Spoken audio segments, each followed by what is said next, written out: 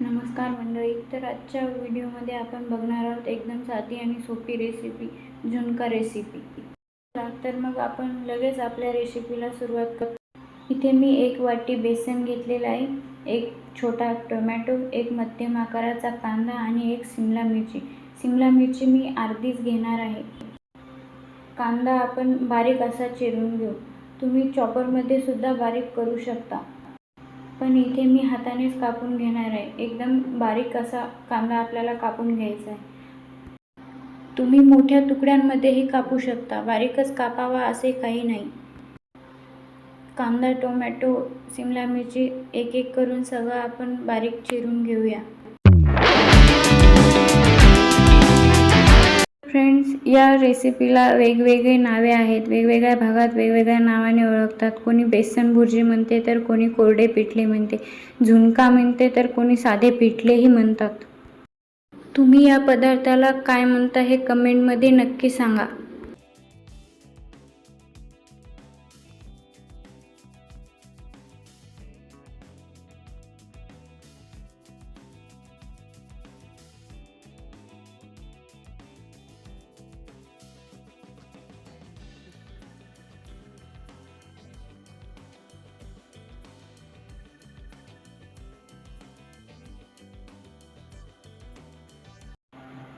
इथे आपल्याला हिरव्या मिरच्या घ्यायच्या आहेत. मी 3 हिरव्या मिरच्या घेतलेल्या आहेत. तुम्ही तुमच्या तिखटानुसार, आवडीनुसार घेऊ शकता. जास्त साहित्य आपल्याला इथे लागणार नाहीये. आता 1 वाटी बेसनामध्ये 1 वाटी पाणी टाकायचे आहे.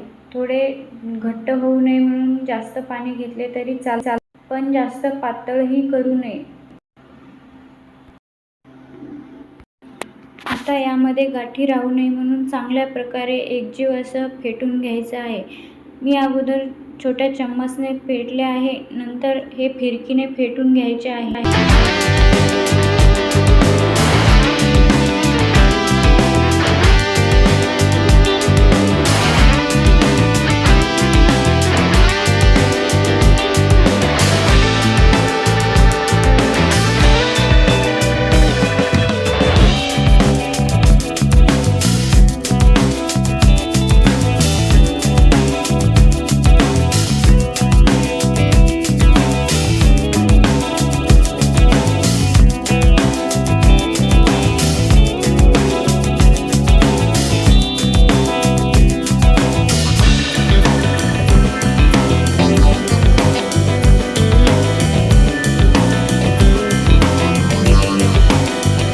बघू शकता, आपले हे मिश्रण आता एकजीव झालेले आहे.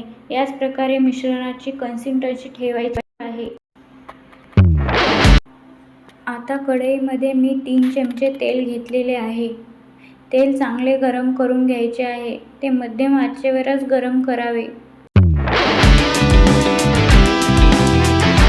आता यामध्ये अर्धा चमचा मोहरी, 1 चमचा जिरे घालून घ्यायचे आहे. जिरे चांगले तडतडले की यामध्ये कांदा, शिमला मिरची टाकून परतून घ्यायचे आहे.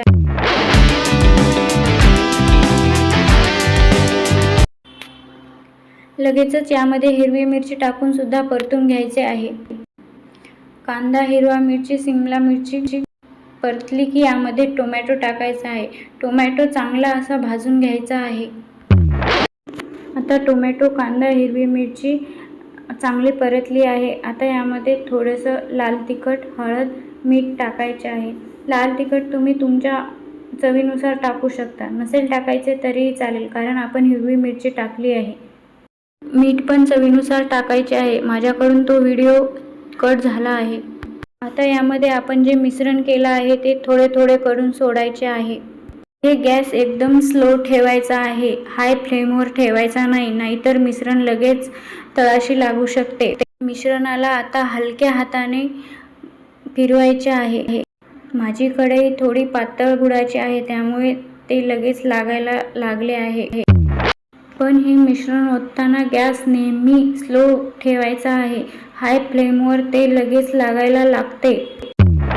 बघू शकता, याला बघूनच तोंडाला पाणी सुटायला लागले आहे. एवढे छान हे पदार्थ झालेला आहे आणि खायलाही हे पिठलं खूप आणि खूप चवदार लागले. तुम्ही नक्की ट्राय करा, सगळ्यांना आवडेल, लहान मुलांनाही आवडेल. थोडीशी कोथिंबीर घालून आता हे खायला तयार आहे. तर मित्रांनो, तुम्हाला हा व्हिडिओ कसा वाटला कमेंटमध्ये नक्की सांगा. आणि हो, व्हिडिओ आवडल्यास लाईक शेअर नक्की करा. आणि तुम्ही नवीन असाल तर चॅनलला प्लीज सबस्क्राईब करा. Thank you for watching.